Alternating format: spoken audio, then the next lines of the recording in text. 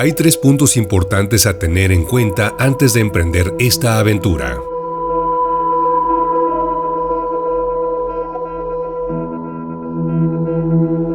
Como lo sabe cualquiera que haya hecho un poco de introspección, no son para ser tomados demasiado en serio.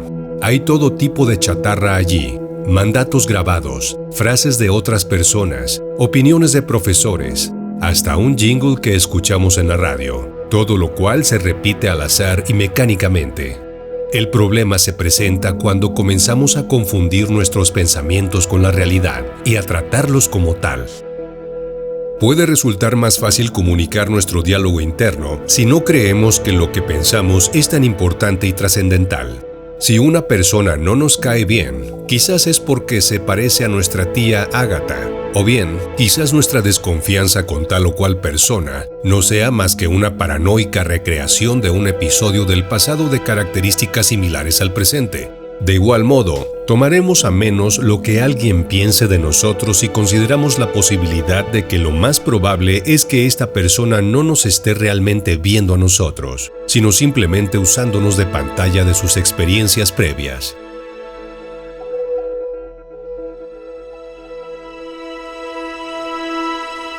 Un principio tremendamente útil y valioso para ser cada vez más libres es a partir de la base de que nuestro estado interno depende de nosotros y no de los demás. En términos prácticos, si lo que alguien nos dice nos hiere, es muy probable que sea nuestra interpretación de ello lo que nos produce dolor y no la otra persona. Con nuestra interpretación, nos referimos a cómo resuena lo que el otro dijo.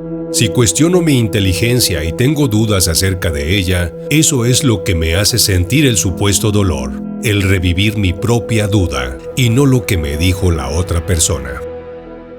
Por lo tanto, sea lo que la otra persona me diga, ella no me está haciendo daño, y la solución no es lograr que se calle o convencerla de que cambie de opinión. Lo que puedo hacer si deseo de veras atender al dolor es sentirlo y quedarme con él, aceptarlo y seguirme quedando con él por el tiempo que sea necesario hasta comprender y que la herida sane.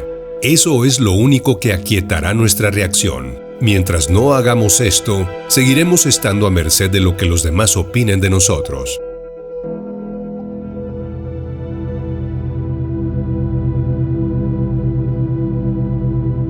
Al comunicar lo que siento, debo dejar de lado los deseos de simplemente vengarme, descargar mi agresividad sobre la otra persona, herirla o humillarla. Esta solo será una experiencia auténticamente positiva y constructiva si se basa en un deseo genuino de limpieza, transparencia y sinceridad, y si permanezco atento a mi propia sensibilidad y a la de la otra persona.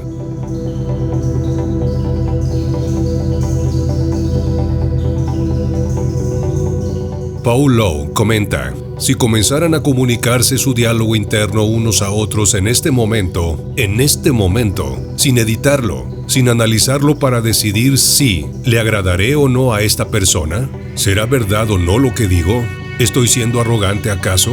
Si solo comenzaran a percatarse de su diálogo interno, se transformarían a sí mismos y se transformarán unos a otros. Es algo tan simple.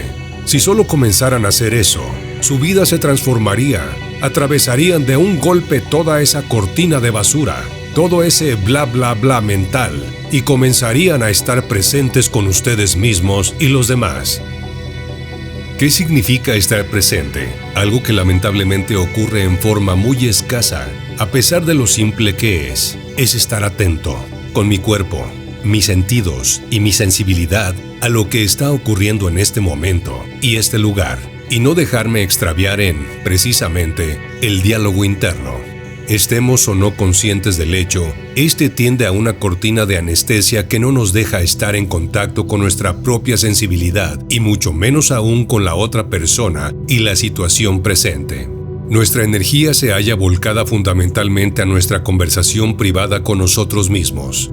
En palabras de Paul, en cada instante existe la posibilidad de una vibración de verdad, de flujo, y, si nos vivimos de acuerdo a eso, hay una aberración, la que se siente subjetivamente como incomodidad y que es acumulativa.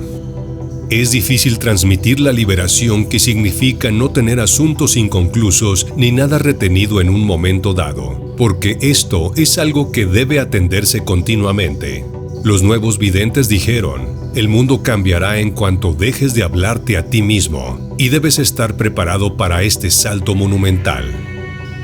Es verdad, y es algo que debe experimentarse directamente, superando nuestra tendencia a mantener nuestra comodidad e ilusoria seguridad. Si de veras deseamos vitalizarnos y superar la semi-inconsciencia que nos caracteriza, debemos correr el riesgo de incomodar a otros, de sufrir bochornos, de que nos critiquen. No existe otra forma de sacudirnos el verdadero traje de buzo que nos ha dejado nuestro condicionamiento y que esconde nuestra verdadera inocencia y espontaneidad.